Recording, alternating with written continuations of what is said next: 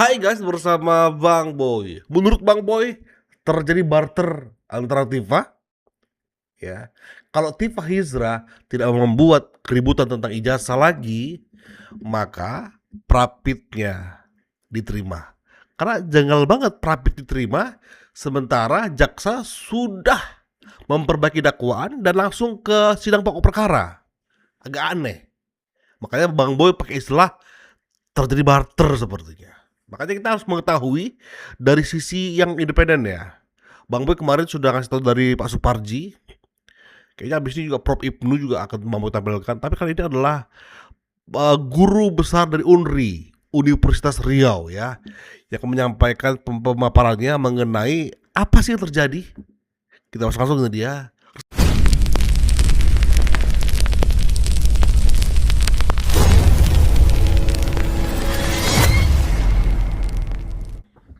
Drama kasus Roy Suryo versus Jokowi ini demikian panjang.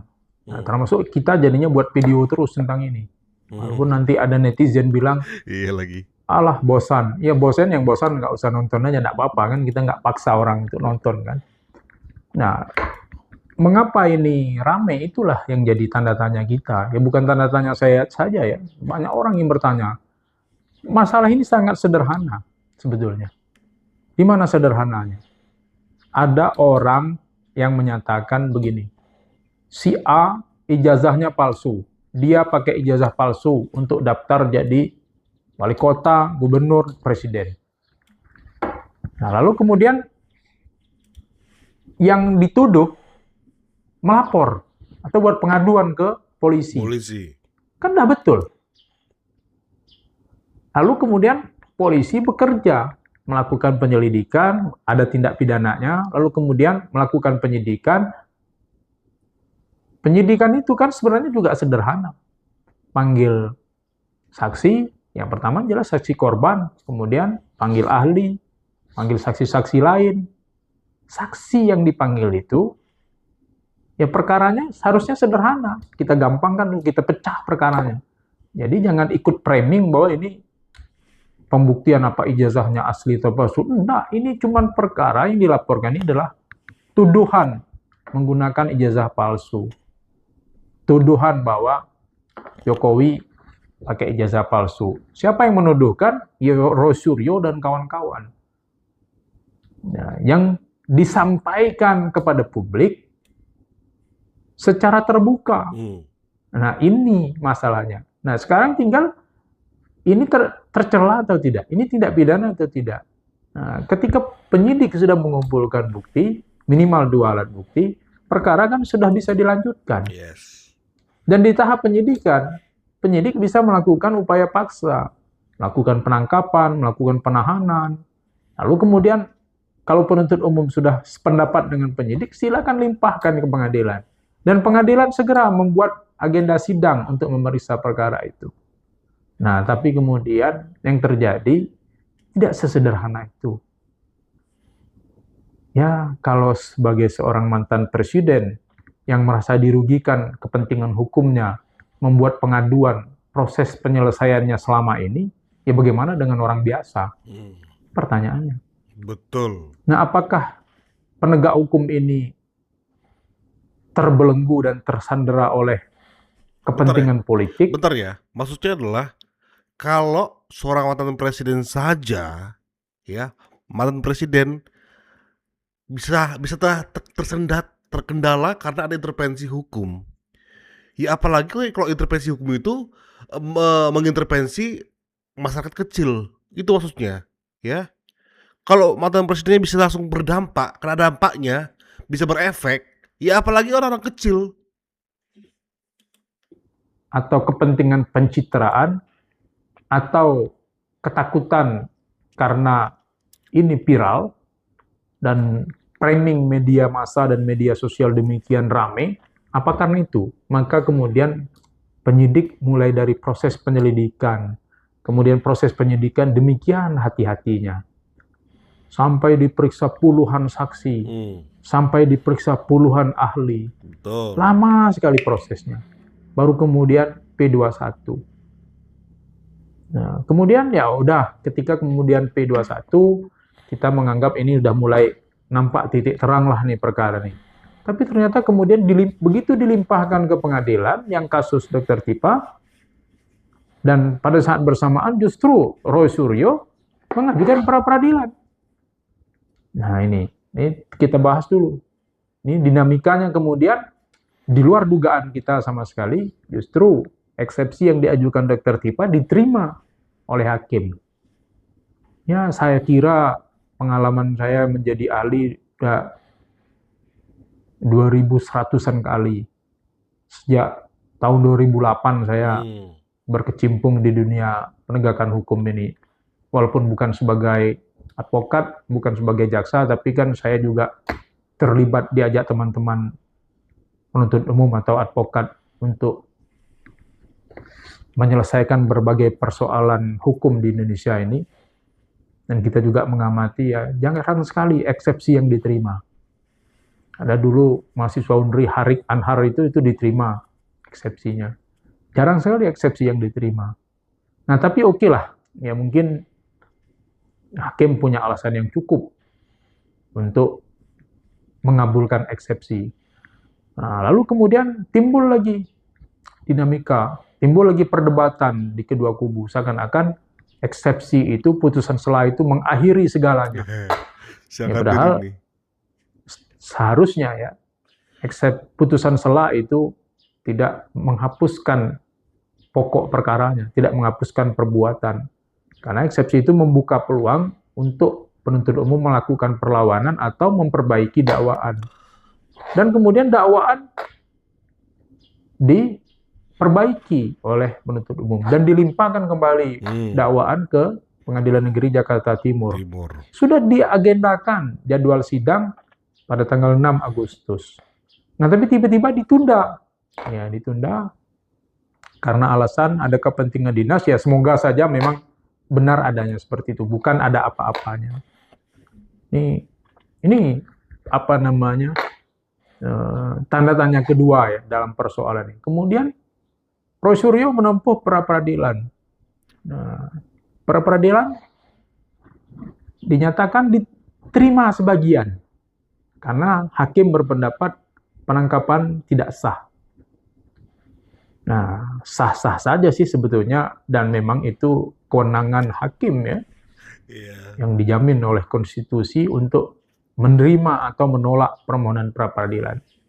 Nah, tapi yang anehnya, timbul lagi pra peradilan kedua. Dan sidang pokok perkara untuk Roy Suryo menjadi belum bisa. Nah, ini mungkin ujian ya, ujian atau eksperimen kita terhadap berlakunya KUHP baru.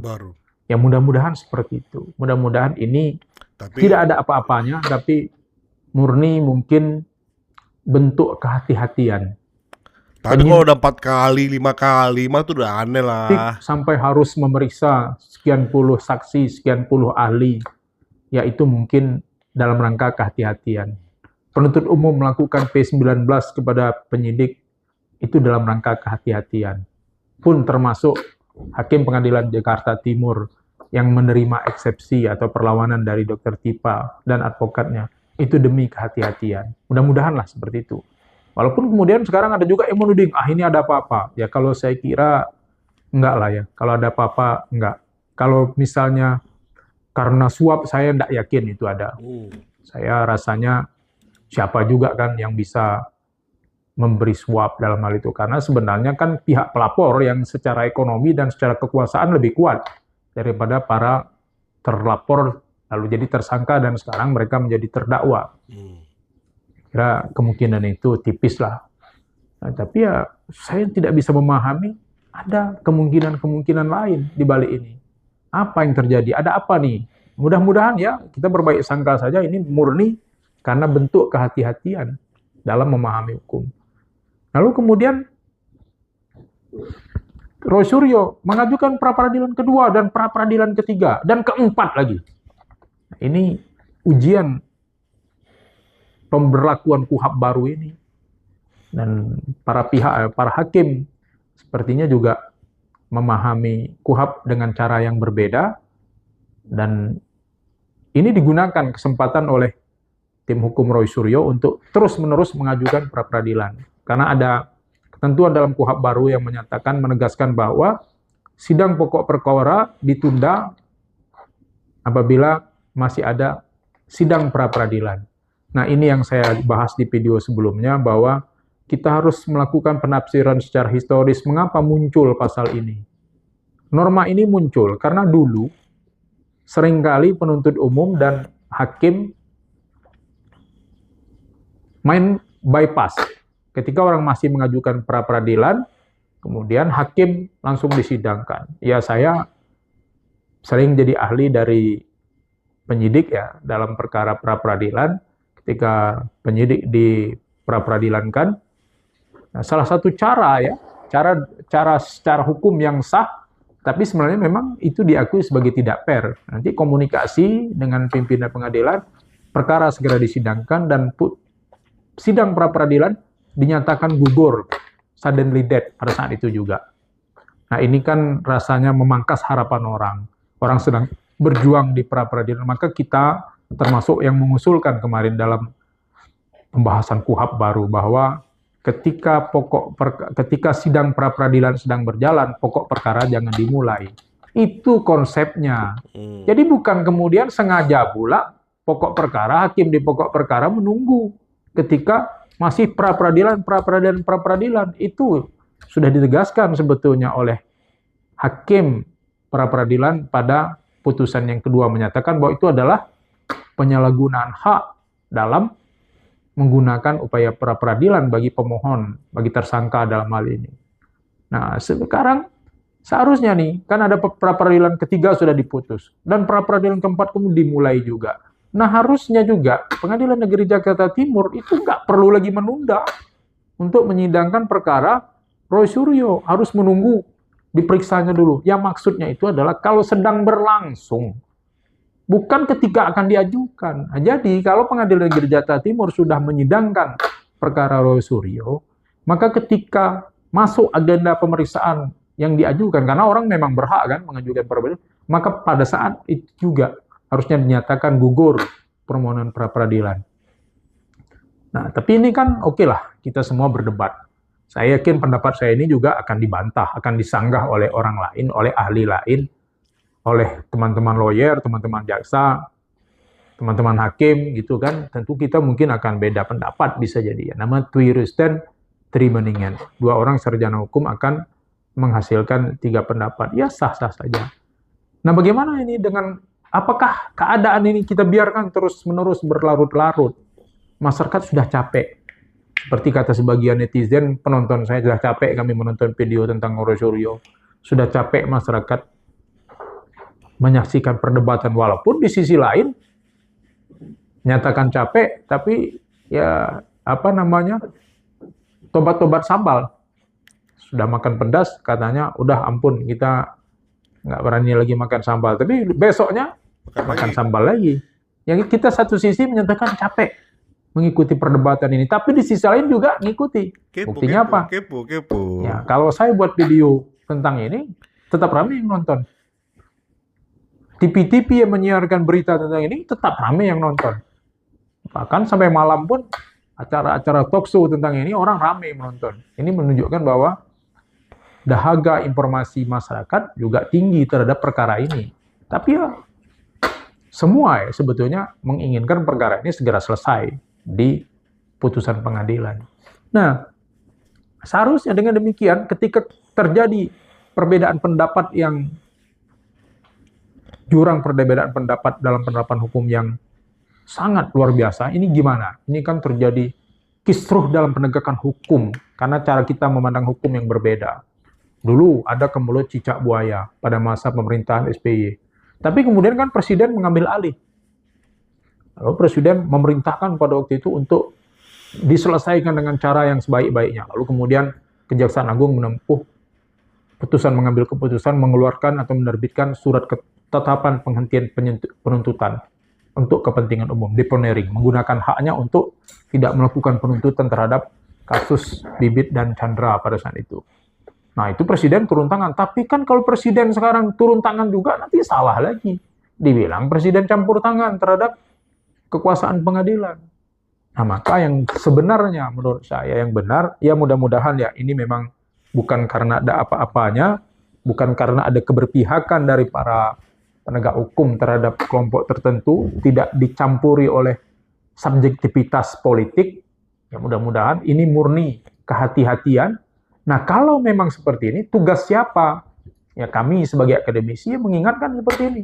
Ini tugas kami, tapi kan akademisi juga beda-beda pendapat nih. Saya yakin teman-teman ahli pidana juga tidak sependapat semua dengan saya. Nah, walaupun ada sebagian yang sependapat, kita berteleponan, kita berkomunikasi, tapi sebagian tidak sependapat juga.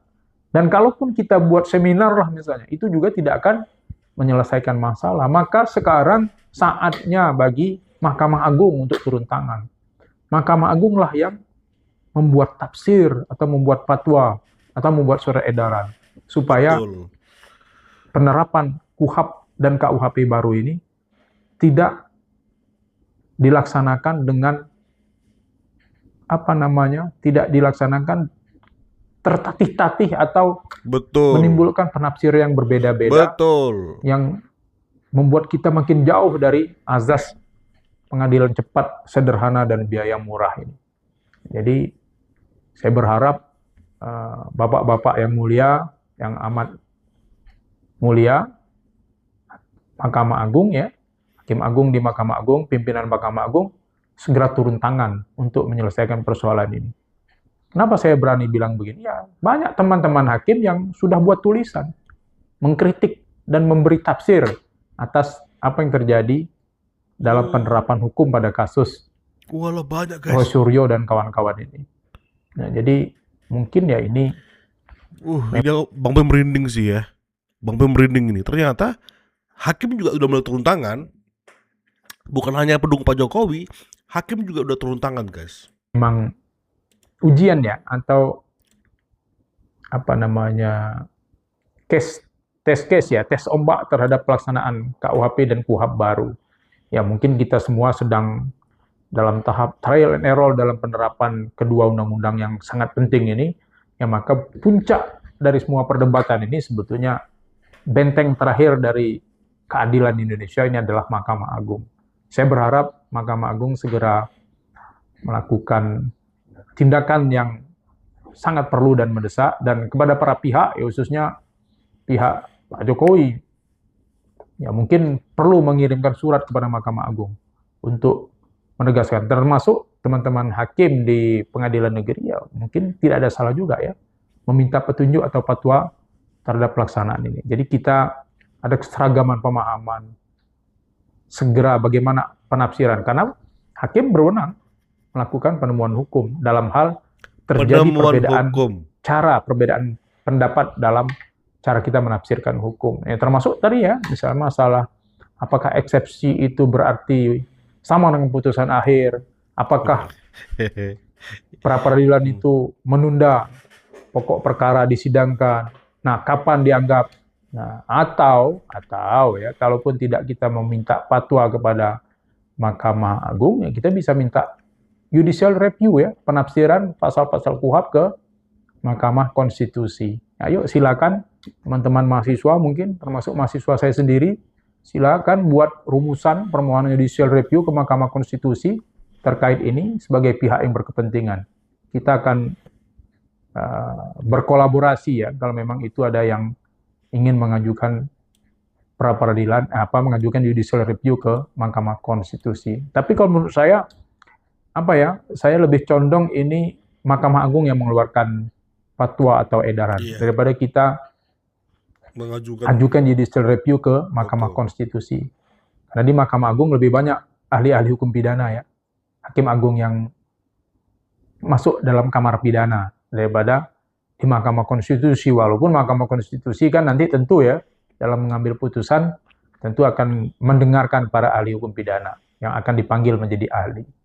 Ya, semoga melalui video ini kita menghimbau ya, Mahkamah Agung segera melakukan tindakan ya untuk membuat keadaan ini tidak makin panjang dan tidak membuat kegaduhan di dalam eksperimen hukum ketika kita menafsirkan hukum dari perspektif yang berbeda. Demikian. Betul. Ini Bang Boy harap suara-suara seperti ini akan banyak muncul ya, akan banyak muncul untuk bersuara menyentuh yaitu MA, Mahkamah Agung. Dan sangat Bang Boy setuju banget ketika capek banget kita untuk kita mengajukan judicial review sementara gejolak ini sudah terjadi di banyak elemen. Mahasiswa kemarin turun, mahasiswa Fakultas Hukum ya. Itu elemen mahasiswa. Ya, elemen korban kemarin sudah berspeak up. Korban ya, mewakili Pak Jokowi ya, sudah speak up kemarin. Baru elemen kehakiman, ternyata mereka sudah banyak membuat tulisan. Walaupun memang tulisan mereka itu hanya bentuk kekhawatiran karena belum ada perkara yang seperti Royce CS ini. Ternyata ketika Roy ini udah mulai mengikuti Prapit dan sebagainya, barulah mereka bereaksi. Walaupun memang harapan Bang Boy juga mereka membuat surat tembusan langsung ke Mahkamah Agung. Ya. Karena apa? Karena kita sangat memuakkan sekali mendengar akal tiri menganggap bahwa batal demi hukum itu sama dengan bebas demi hukum. Disamaratakan hanya karena seorang Gayus Tambunan.